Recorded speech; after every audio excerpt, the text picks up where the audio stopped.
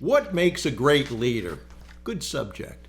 And even though you have a chairperson on your board, you will in large part be the leader of this band. You will be the one doing the most work, interacting with hopefully employees after you've done acquisitions.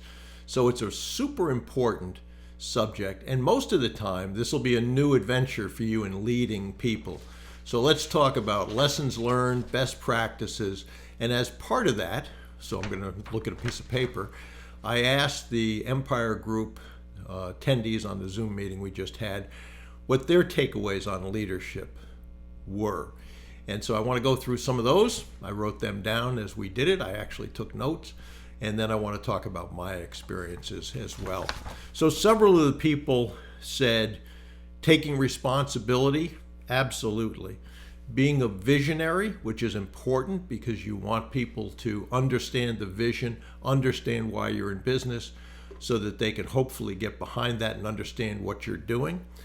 Self-awareness, understand what you're saying, what the impact is on people, set a code of conduct and hold people accountable to that.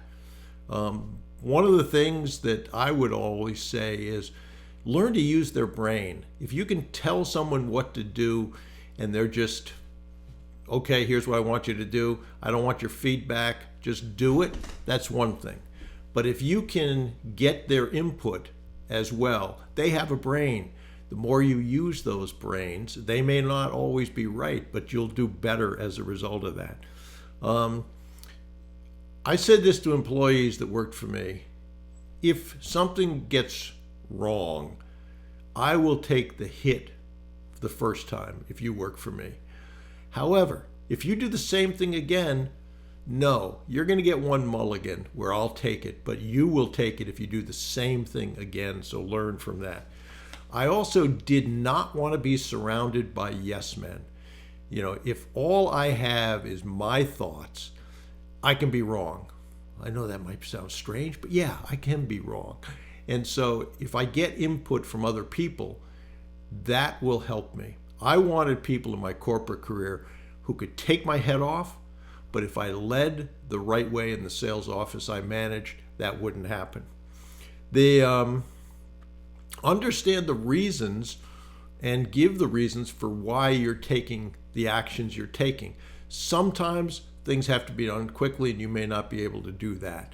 But if it's not a fire drill where you want everyone to get to the exits immediately, no discussion, explain why we're doing what we're doing, because then people will learn decision-making processes. Somebody commented, be a lifelong learner. Absolutely. When I first started this, I didn't get an email. It was before this. I didn't get an email until 1995. We didn't have email. We didn't have internet. We didn't have social media. So those things are things that happened as opposed to in the shoe leather days when all you did was use a Rolodex, get on a train or plane or whatever it was, drive.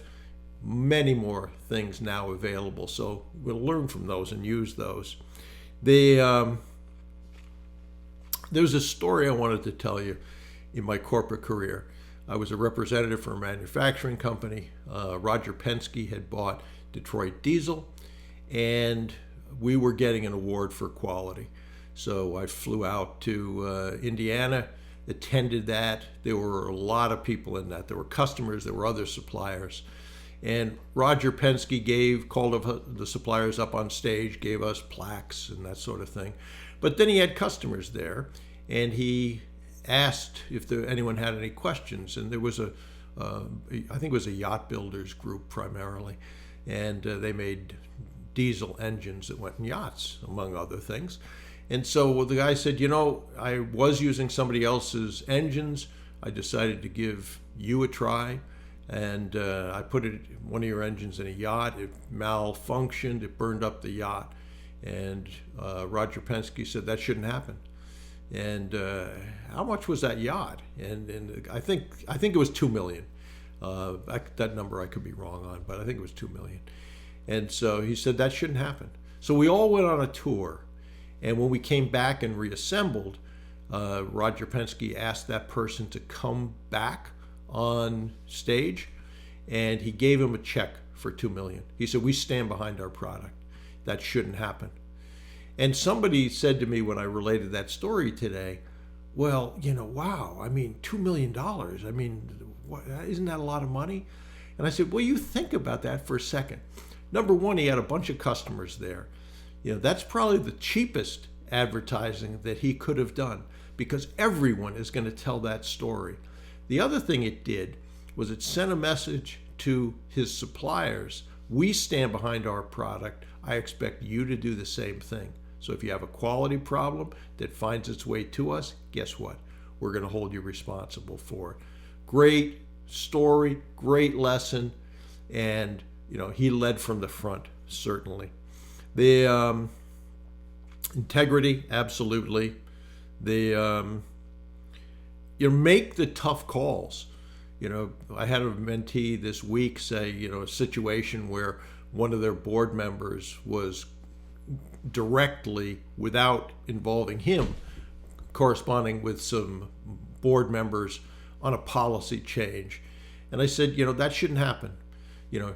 If they have a problem, call, Zoom, whatever, me as the founder, and let's discuss it before you broadcast this. And then he asked, should I have my chairman have a discussion with him? Because I said, you need to have a discussion with this person. Say, this isn't happening again. If you have an issue, contact me. We'll discuss it. We'll discuss why we're doing what we're doing.